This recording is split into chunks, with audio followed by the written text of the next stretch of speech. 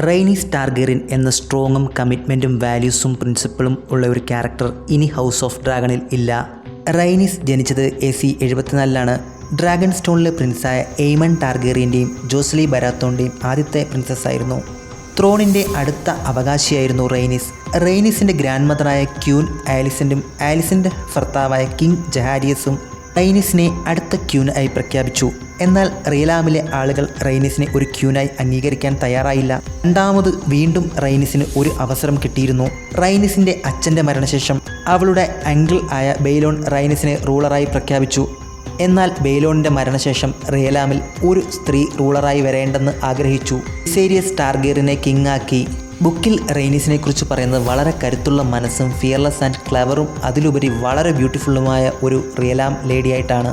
13-ാം വയസ്സിലാണ് റെയ്നീസ് അവളുടെ ഡ്രാഗണായ മെലിസിനെ ക്ലെയിം ചെയ്യുന്നത്.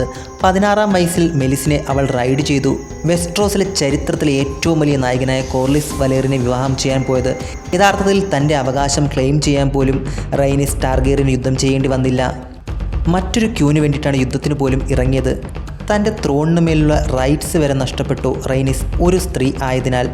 ഒരു ക്യൂൻ ആയി മരിക്കേണ്ട റെയ്നീസ് ഒരു വാരിയറായി റൂക്ക് റെസ്റ്റിൽ 55-ാം വയസ്സിൽ മരണപ്പെട്ടു. എയ്മൻ്റെ ഡ്രാഗണായ വേഗാറുമായുള്ള യുദ്ധത്തിൽ തനിക്ക് രക്ഷപ്പെടാൻ ഒരു അവസരം ഉണ്ടായിരുന്നിട്ട് കൂടി അവർ വീണ്ടും തിരിച്ചു വരികയാണ് ചെയ്തത്. ബ്ലാക്ക് ആർമിയെ സംബന്ധിച്ചിടത്തോളം റെയ്നീസ് ഒരു അസറ്റ് തന്നെയായിരുന്നു.